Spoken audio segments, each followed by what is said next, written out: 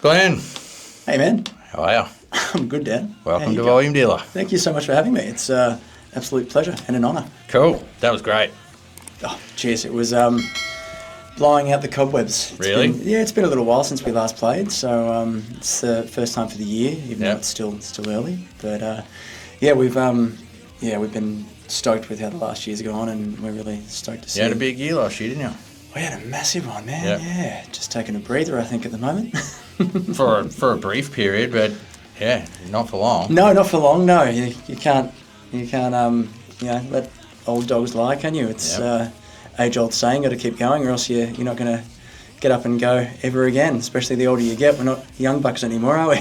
No, mate. I hear you.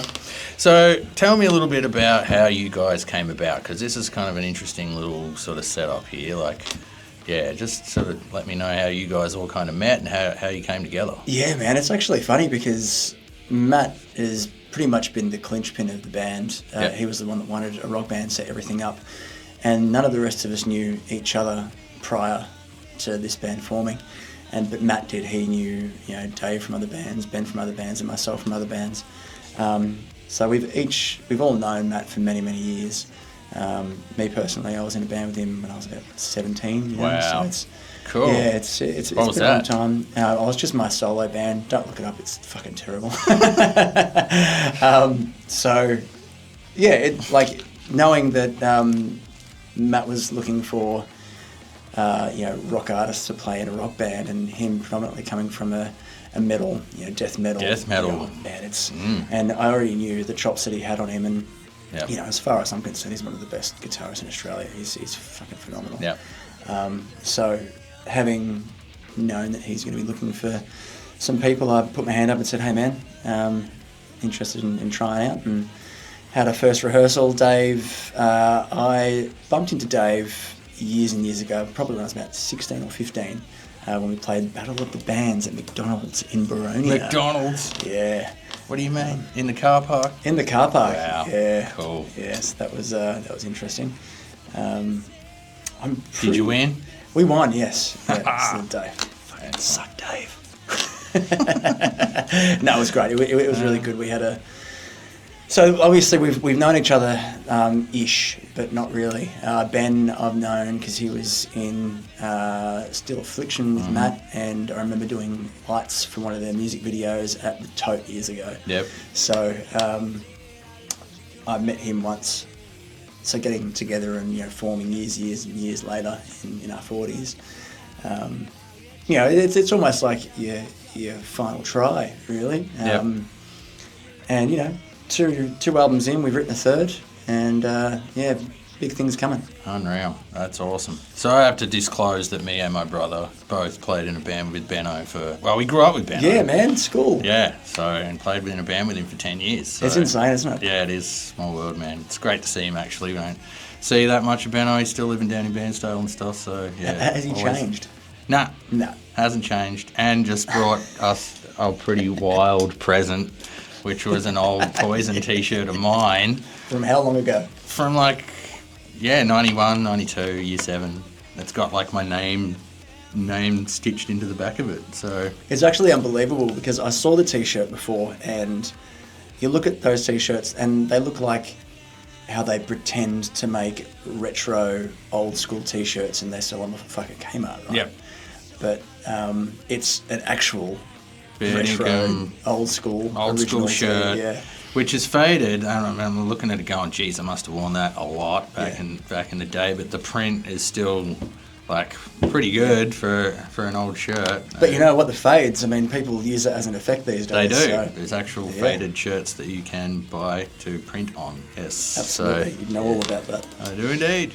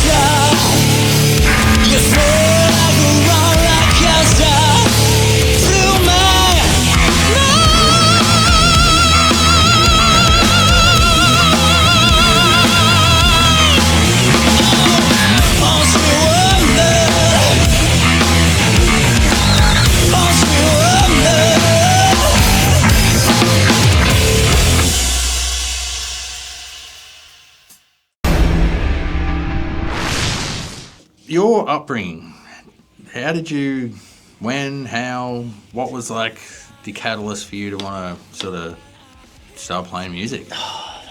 Bill and Ted.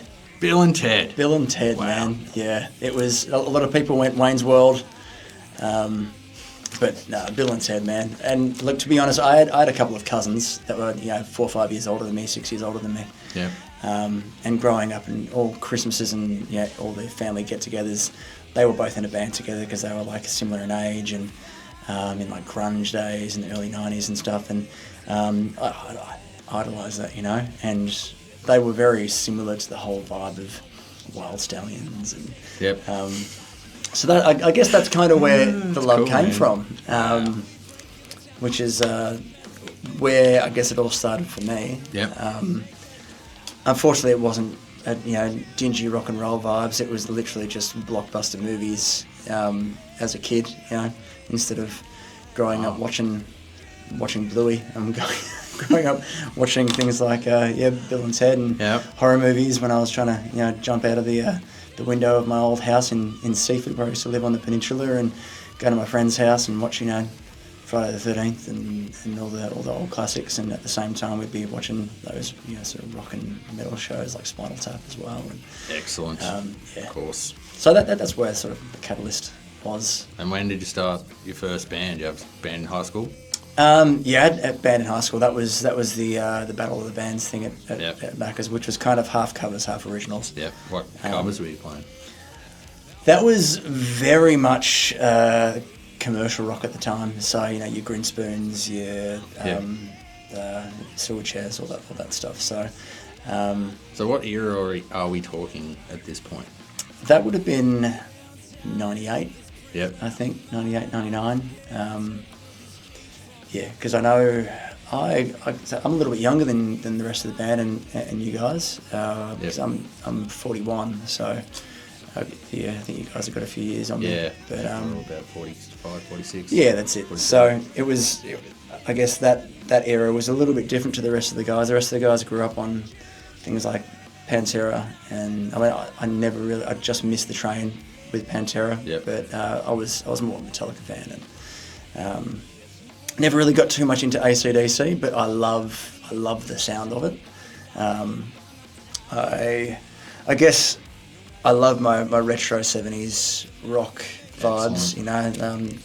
We toured, we did a couple of shows, or a show with the legendary Dirty Honey last year, and me and Dave have been massive fans of those guys ever since their inception a few years ago, and they're only about as old as us, as in like band age-wise. Where are they from? They're from the States, Yep. but yeah, they've really got that sort of, LA, southern style rock down pat, and it's really reminiscent of the 70s, and I loved that stuff. And I grew up going to school in a not very music orientated school. There wasn't many platforms for me to be able to express myself in that way, so my peers weren't really that way inclined to want to play music or rock music or anything either. So I ended up just doing my solo stuff, and it was more sort of pop rock, and I wasn't really entirely happy with it, and I always dreamt of being in a band like this, and I had to wait 40 odd years, but we got there in the end. Unreal. That's gold, dude.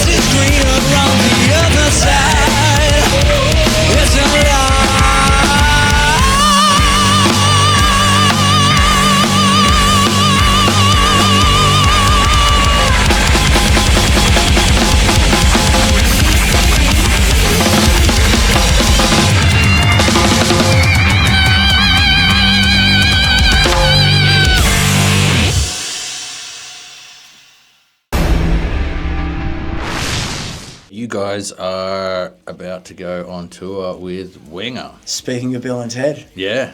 it comes in roundabouts, doesn't That's it? pretty crazy, man. Yeah. So it's their first time here, and their last, apparently. Yeah, their first time here as their original band. Yeah, so I know Kip came out a couple of years ago. Yep. But yeah, the all original lineup, first and last time, and yeah, we're absolutely thrilled to be on it. Yeah. And, yeah. Whole country, yeah? Yeah, whole country. Yeah, each city. Perth, it'll be our first time in Perth as well. So Fantastic. coming for you. Yeah, we're super stoked about being able to share the stage with those guys because they've been a massive inspiration for me personally growing up. I mean, Battle Stations obviously was the first song I ever heard, and ever since then, I mean, Kip's got the voice. It's just insane. Yeah. So He's still got the chops. He does. Yep. He does, and like you see, a lot of them they tend to sort of fade out a little bit with their vocals, which is a shame. And some people try to stick with it for a bit longer than others. And but they should, perhaps. yeah, but I mean, you can't judge anyone for that, can you? Because No. it's in you once it's got it. you. Yeah, no, totally. But yeah, each city. So Sydney, Melbourne, Perth, Adelaide, Brizzy. Thanks to Silverback Touring for having us on board, and Winger and the guys for letting us be a part of such a prestigious tour. Yeah, fantastic.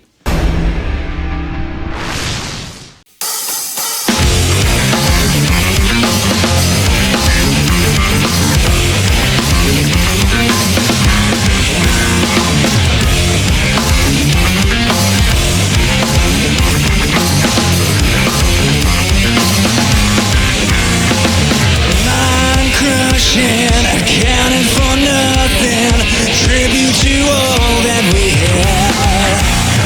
I'm free falling, I'm screaming from suffering, so loud I'll awaken the dead. Held tight, this prison of mine, I held to build this cage from myself. We fight, we're living a lie. Is there someone that could bring me to hell? Judas, you left me high and dry. You left me to die. Judas, I'm in the firing line. You left me to die. There's no escape, no time to waste, so don't waste your time on these old mistakes, so don't buy your lies, you can't buy my time. No matter what we break, in the time it takes, the mess we made, the trust we make, it's better off we say goodnight. Judas, you left me high and dry, you left me to die. Judas, I'm in the firing line. Let me tell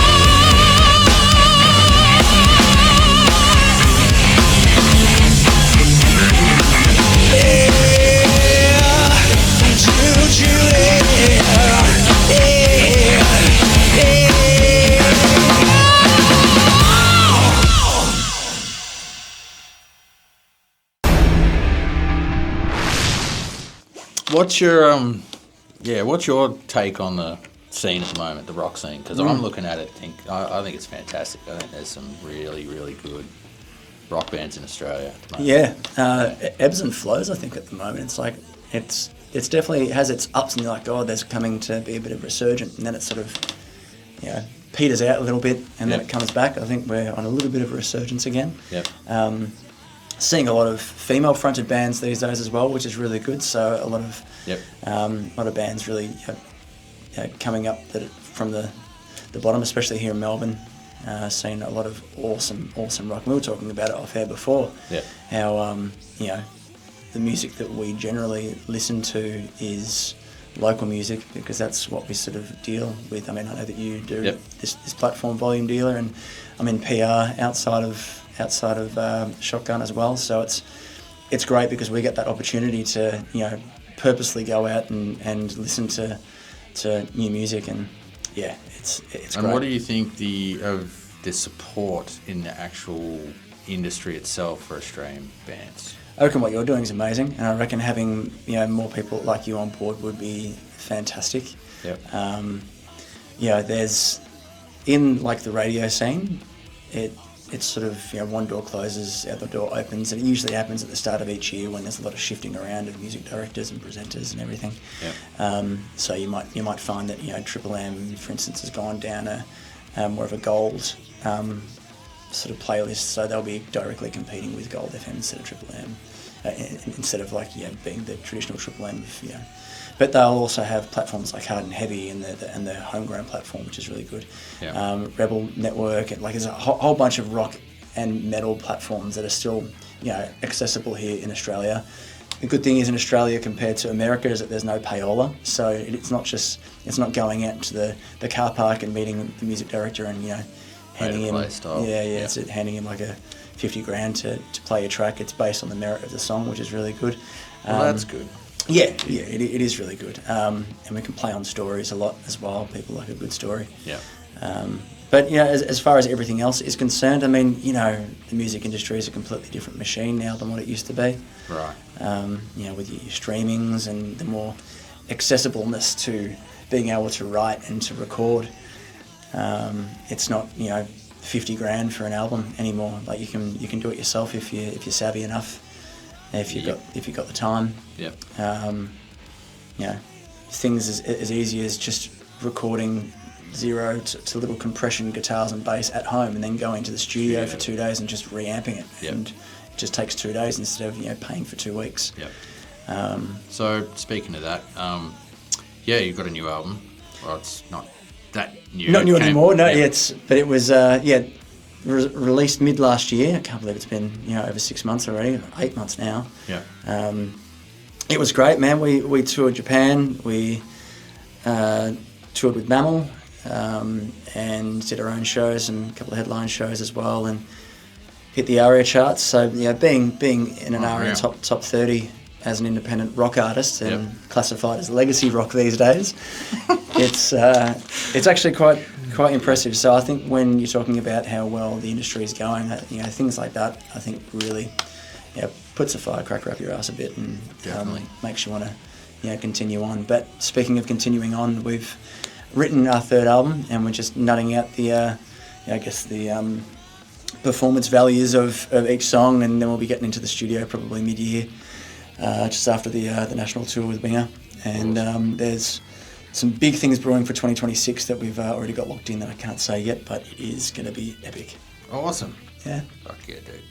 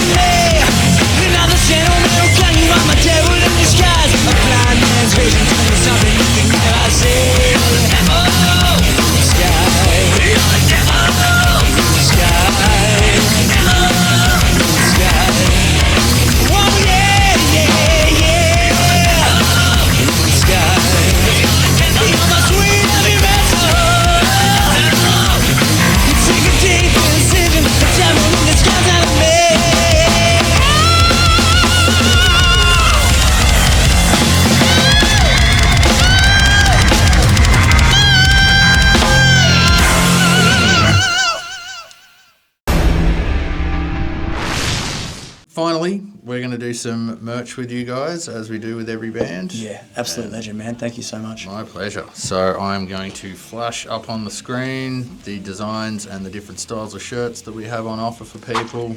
So for you guys, it's all about trying to make some cash so you can pay your way around Australia for this tour. So if anyone wants to help the band out, support them.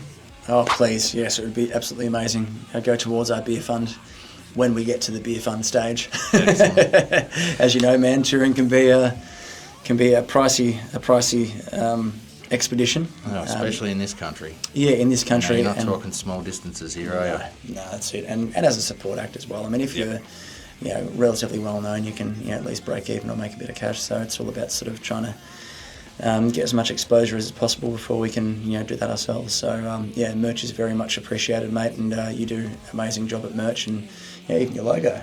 That's our logo, but the other logo that comes up. So really good, man. I'm very impressed. Thanks, man. Appreciate it. And if you do happen to purchase anything from here, you will also get a free CD of your live set here today as well. Awesome. That's great. That's a goddamn bargain. Do we get live set CD as well? Do we get one? Of course you do. Amazing. That's great. Thank you very much, man. My pleasure. Thanks, man. I really appreciate you guys being here today. You're much appreciated. Thank you so much, Dan. And thank you, Bowling Bill.